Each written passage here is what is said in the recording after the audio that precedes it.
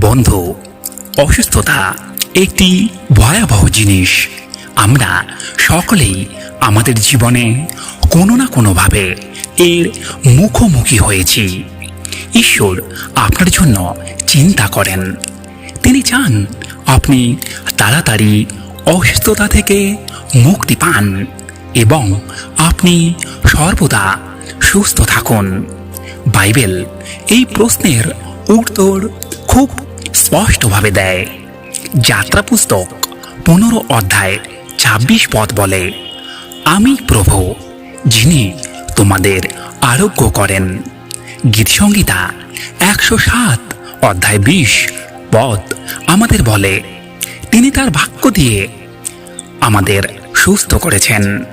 প্রভু যীশু আপনার এবং আমাদের সকলের প্রতি তার ভালোবাসা এবং করুণার কারণে আমাদের সুস্থ করতে অনুপ্রাণিত ছিলেন এবং এখনও আছেন। তাই বন্ধু, এই মুহূর্তে আপনি যদি অসুস্থতায় ভুগছেন, তাহলে প্রভু যীশুর এই কথাগুলো আপনার সুরক্ষা কবচ হিসেবে কাজ করবে। ঈশ্বর আজ তোমাকে বলছে, আমার প্রিয় সন্তান, আমি সেই ঈশ্বর যে তোমাকে সুস্থ করতে পারে। ভাঙ্গা শরীর, ভাঙ্গা মন, ভাঙ্গা হৃদয়, ভাঙ্গা জীবন এবং ভাঙ্গা সম্পর্কগুলি নিরাময় করতে পারে। আমার প্রিয় সন্তান, আমার প্রতি বিশ্বাসে থাকো।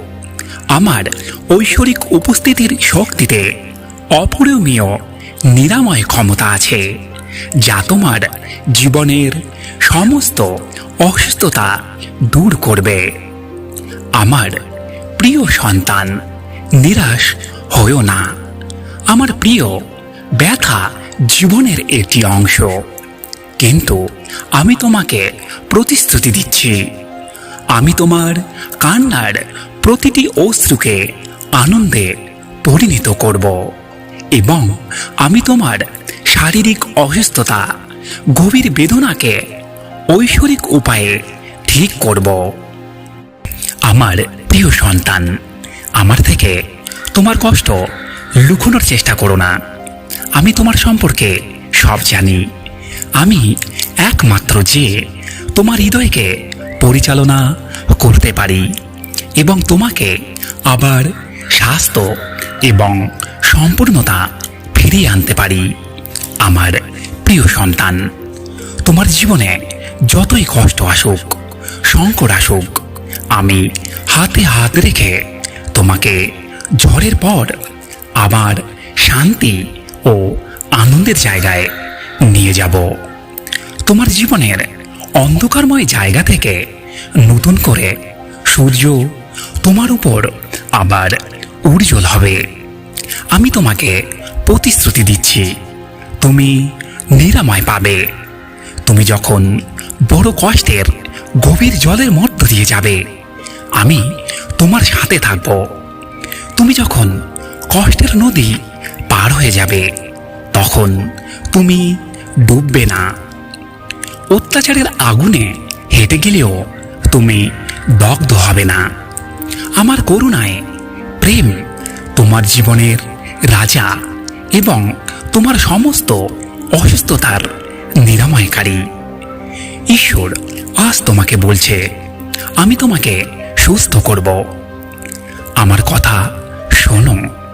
শান্ত মুহূর্তগুলিতে যখন তোমার হৃদয় ভারী হয় এবং তোমার আত্মা দুর্বল বোধ করে, তখন আমার এই কথা মনে রাখবে, ঈশ্বর সর্বদা তোমার কাছে থাকে এবং তোমাকে দেখে।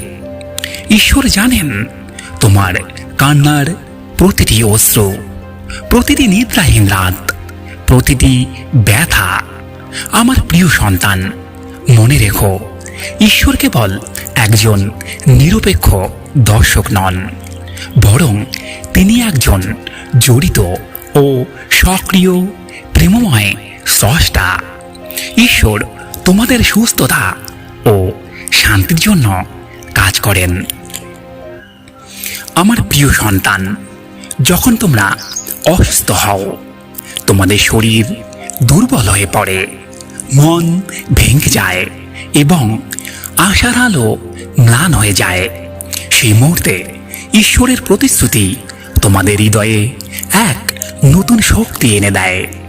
আমার প্রিয় সন্তান, শুধু শরীর সুস্থ থাকলেই জীবন পরিপূর্ণ হয় না। মানসিক শক্তি ও আধ্যাত্মিক স্থিতি না থাকলে জীবন হয়ে ওঠে ক্লান্তিকর। হতাশা, উদ্বেগ, মানসিক চাপ এগুলো তোমাকে ভিতর থেকে ধ্বংস করে দেয়। কিন্তু আমি জানি তোমার হৃদয়ের ব্যথা, অশান্তি ও দুঃখ। আমার প্রিয় সন্তান, যখন আমি বলছি যে তোমাকে সম্পূর্ণরূপে সুস্থ করব, তখন তুমি এটা বুঝে নাও যে আমি তোমার শরীর এবং হৃদয়কেও সুস্থ করব। আমার প্রিয় সন্তান, আমি তোমার সমস্ত চিন্তা ও আবেগের জগতে শান্তি এনে দেব। তুমি শুধু এই কাজটি করো। তুমি মন খুলে পবিত্র হৃদয়ে আমার কাছে প্রার্থনা করো। আমি তোমার বিষাক্ত হৃদয়ে শান্তি ঢেলে দেব। ঈশ্বর বলেন, আমার সময়ে সব কিছু হবে। তাই আমাদের তার সময় ও পরিকল্পনার উপর ভরসা রাখতে হয়। একবার যদি বিশ্বাস করি যে ঈশ্বর আমাদের ভালো চান, তবে ধৈর্য ও শান্তির সাথে অপেক্ষা করাও সহজ হয়ে যায়। বাইবেলের একটি পরিচিত পদে বলা হয়েছে, তুমি যদি বিশ্বাস করো তবে সবই সম্ভব। মার্ক 9:23 এটি আমাদের স্মরণ করিয়ে দেয় বিশ্বাসের শক্তি কত বড়। ঈশ্বর আমাদের ভাঙা জীবনকে নতুন করে গড়ে তুলতে পারেন, শুধু আমাদের তার উপর নির্ভর করতে হয়। আজ যদি আপনি কোনো অসুস্থতা, কষ্ট বা অনিশ্চয়তার মাঝে থাকেন, তবে জেনে রাখুন, ঈশ্বর জানেন, বোঝেন এবং কাজ করছেন। তার প্রতিশ্রুতির উপর ভরসা রাখুন। তিনি অবশ্যই আপনাকে সম্পূর্ণরূপে সুস্থ করে তুলবেন।